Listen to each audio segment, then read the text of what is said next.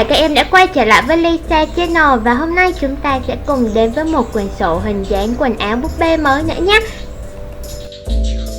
Và bên trong quyển sổ chúng ta đã có 4 mẫu quần áo búp bê rồi nè, và cùng với một cô nàng búp bê rất là dễ thương nè. Và bên này thì chúng ta có các bộ quần áo, những đôi giày, mái tóc và cả những phụ kiện tóc nữa nè. Và bây giờ thì chị sẽ bắt đầu chơi thử nhé. Đầu tiên thì chúng ta sẽ lựa một cô nàng búp bê và sau đó chúng ta sẽ ghi nhớ những cái mẫu quần áo nè, mái tóc nè, giày và đồ cài tóc nè. Và chúng ta sẽ lấy theo mẫu nha.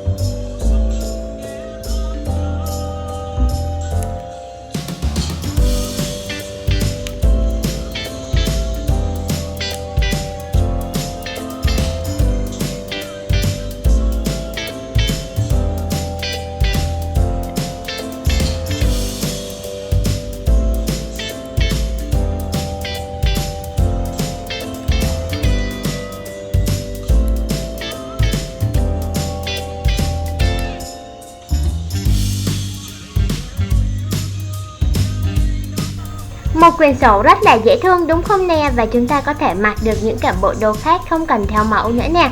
Và bây giờ chị sẽ hướng dẫn cho các em cách làm nhé.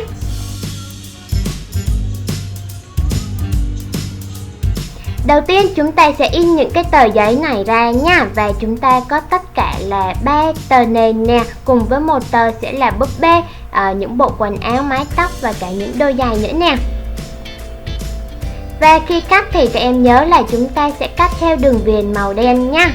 Bây giờ chị sẽ cắt một vài trang nền trước cho các em xem nhé.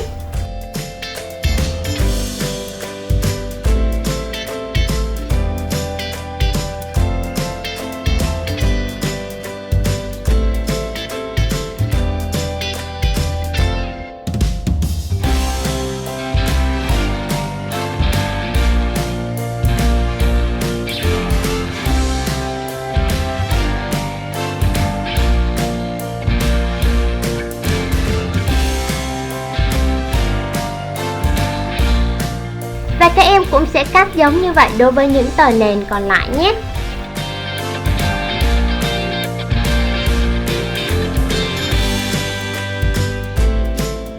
Giờ thì chị sẽ bắt đầu cắt những cái quần áo này ra nha, và chúng ta cũng sẽ cắt theo những đường viền màu đen.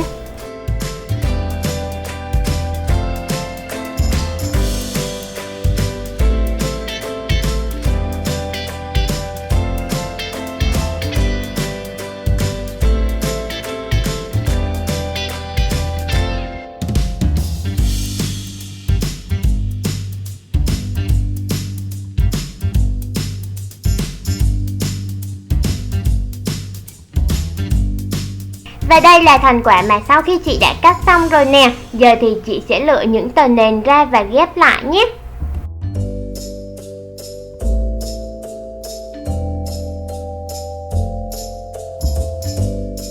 Để ghép hai tờ nền này lại với nhau thì chị sẽ sử dụng hồ khô hoặc là hồ dán hoặc là băng keo hai mặt đều được nha.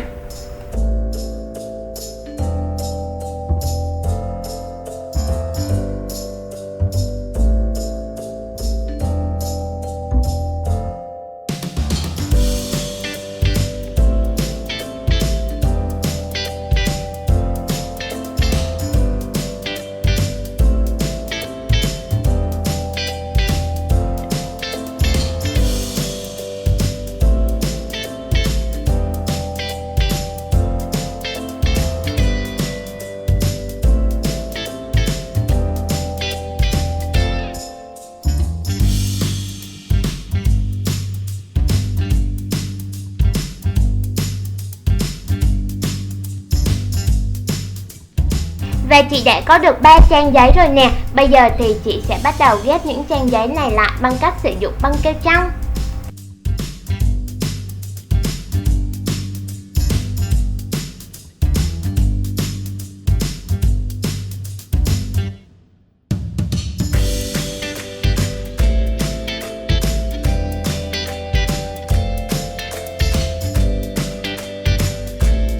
Các em nhớ là chúng ta sẽ dán băng keo trong cả ở bên ngoài nhé. Như vậy sẽ giúp cho quyển sách được chắc chắn hơn nè.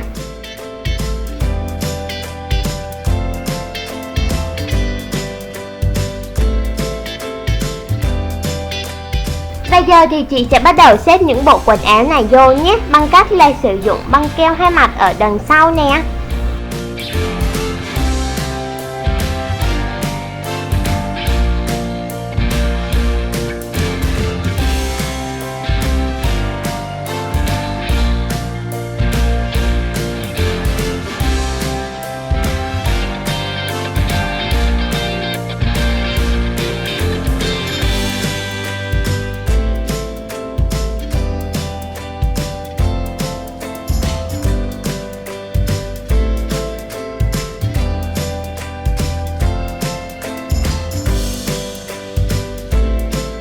Một quyển sổ với cách làm rất là đơn giản thôi đúng không nè? Và bây giờ các em hãy làm thử ngay cho mình theo một bộ đồ chơi với nó nha. Hẹn gặp lại các em ở video tiếp theo. Nếu các em thích thì hãy ủng hộ chị bằng cách đăng ký kênh, like và share các video sau nhé.